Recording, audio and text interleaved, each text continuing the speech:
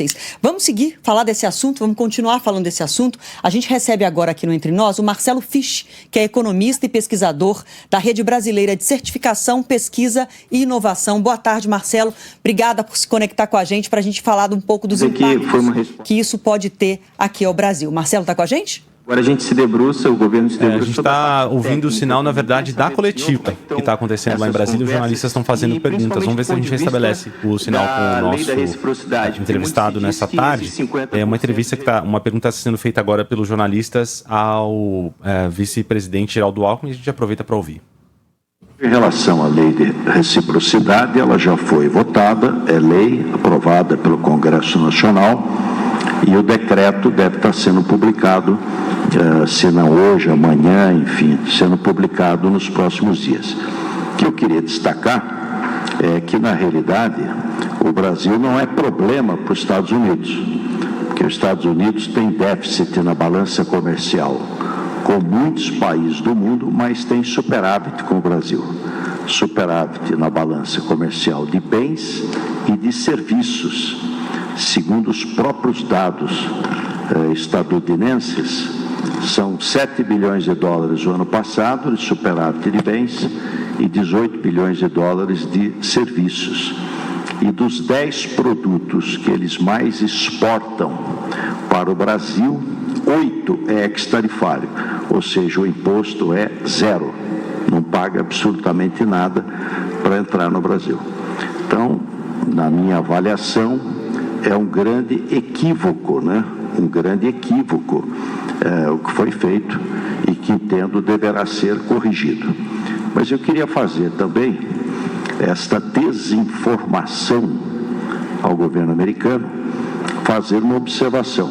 Nós já constatávamos que o clã Bolsonaro trabalhou contra o interesse do país e do povo brasileiro. Se nós formos verificar, na saúde, mais de 700 mil mortos na Covid, 3 vezes a média mundial, pelo negacionismo e a campanha anti-vacina. Ponto de vista de infraestrutura, uma negação total num país continental como é o Brasil. Do ponto de vista do meio ambiente, o maior desmatamento, o que ia comprometer também o agro, porque ia dificultar as exportações brasileiras. Do ponto de vista econômico, o maior déficit primário da história em 2020 foi 9,3% de déficit primário, 9,3%. É bom lembrar que no mesmo ano o México teve 0,5% de déficit primário.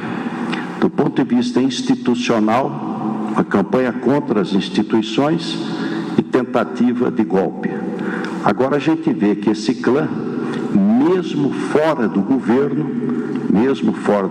continua trabalhando contra o interesse brasileiro e contra o povo brasileiro. Antes era um atentado à democracia, agora é um atentado à economia, prejudicando as empresas e prejudicando os empregos. Então, lamentar profundamente uma ação contra o interesse do povo brasileiro.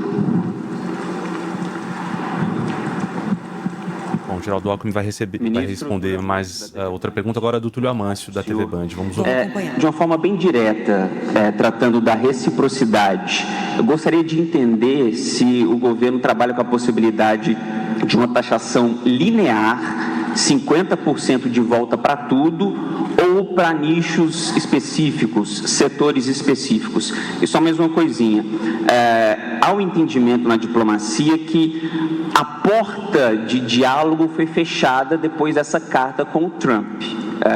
O senhor acredita que, de fato, não tem como dialogar mais, tratar o que pode ser feito?